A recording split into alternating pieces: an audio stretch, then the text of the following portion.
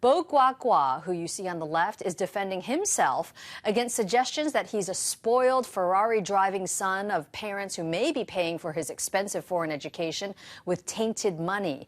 His comments come in the wake of a corruption controversy that has torpedoed his father's career. Bo Xilai was recently sacked as Communist Party chief in Chongqing and kicked out of the powerful Politburo. But the scandal is even more sinister. It also involves the mysterious death of a British businessman, Neil Haywood, from last November. Initially, police said he died of alcohol poisoning. Now they've charged Gu Kailai in his murder. Gu is the wife of Bo Xilai and also Bo Guagua's mother.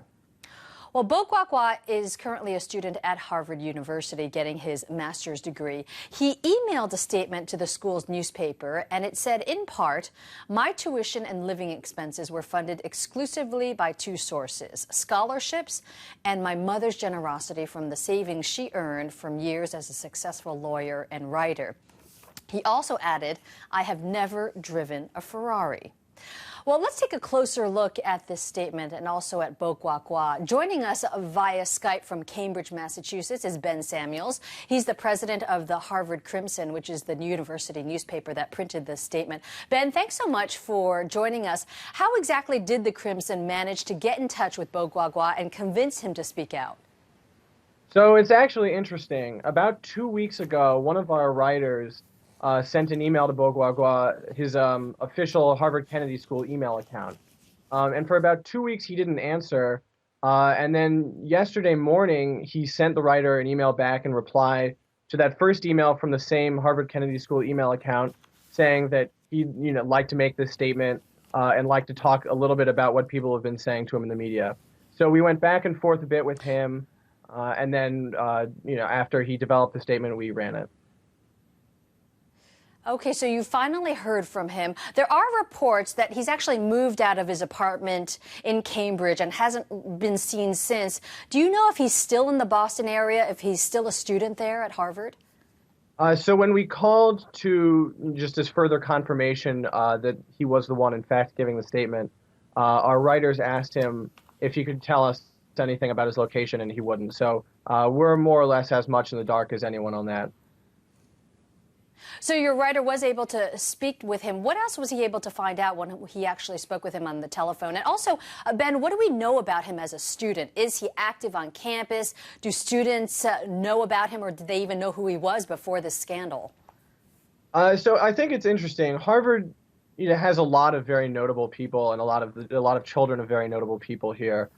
So it's very easy to get by being someone famous or related to someone famous without anyone ever really knowing that. And I think that was sort of the case with him, certainly before this scandal came to be. I don't think, and granted, there's a disconnect between the college and the Kennedy School, but certainly there was he wasn't really in any way well known at the college until all of this erupted.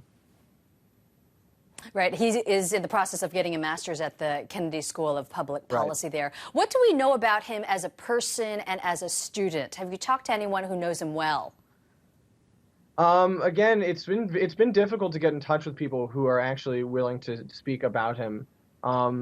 We know, obviously we've heard the rumors and reported on the rumors that everyone else has been talking about, but by all accounts, he was, he fit in pretty well as a Harvard Kennedy School student, and there wasn't anything particularly extraordinary one way or the other.